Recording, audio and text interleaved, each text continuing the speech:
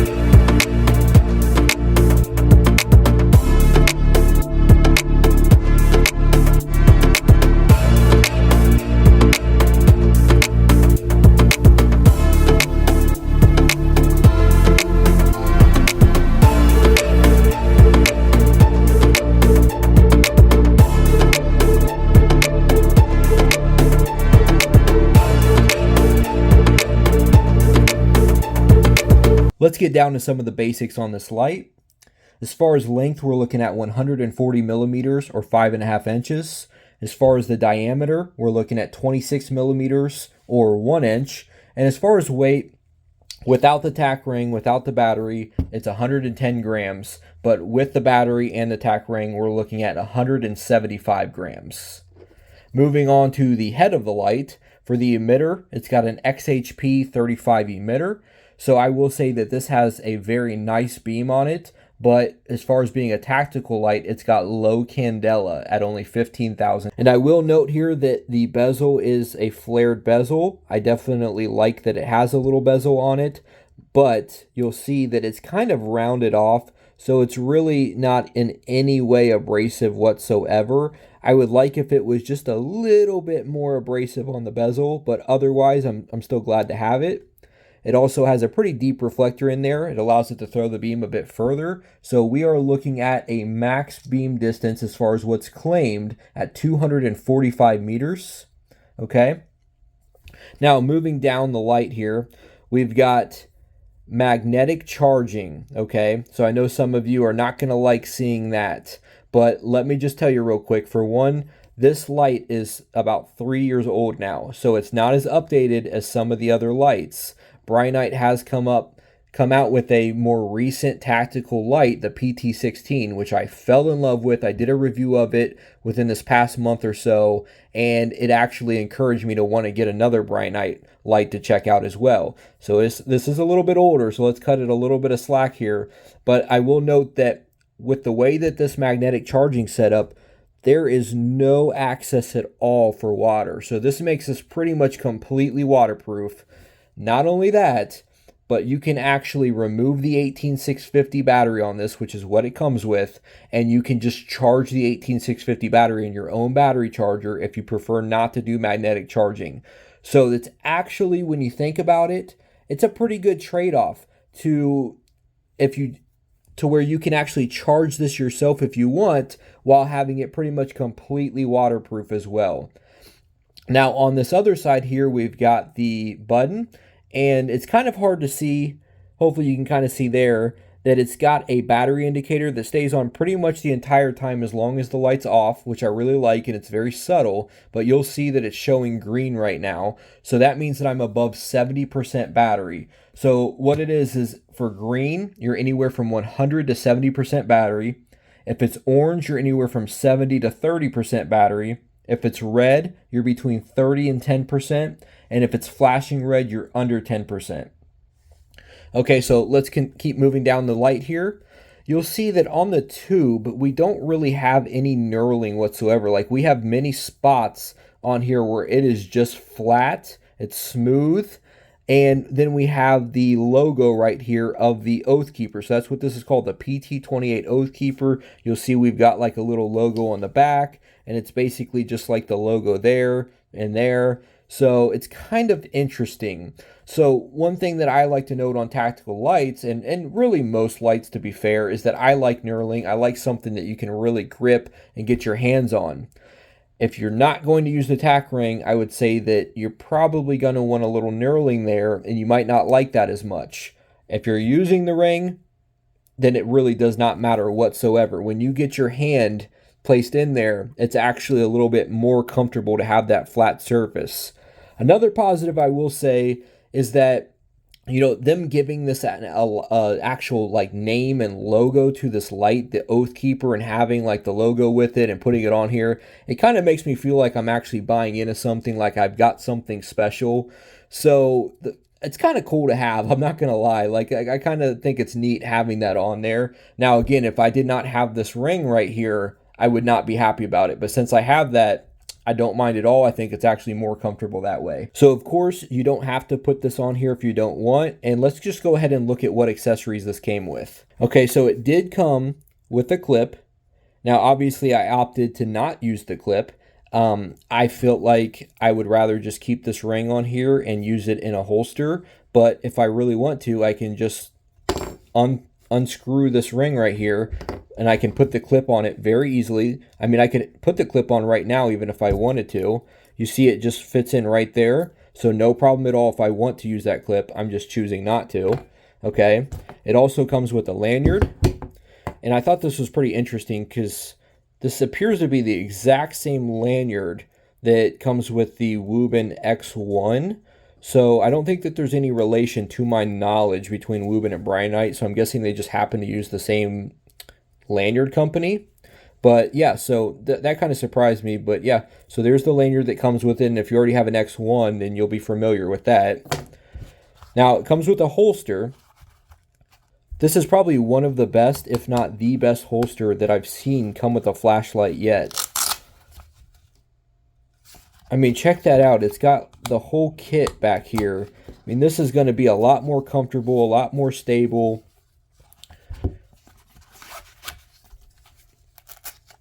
And there's room for your tack ring.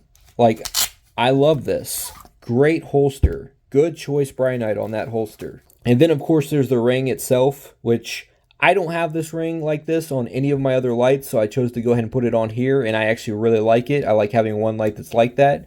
So basically, you can stick your first finger through there, and you get a great grip on the light. You're not going to lose that at all, and it's just really easy to access your button.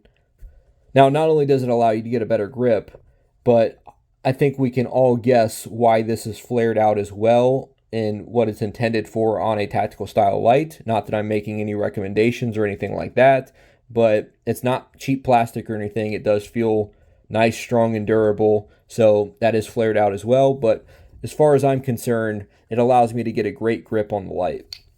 Moving on to this button. Now, keep in mind, like I said, this is 3 years old now, the design of this light. So tell me how, when I click this button, it's got the best and smoothest mechanical switch on it that I have felt, I think, of any light yet, especially of any of the dual switches I've dealt with.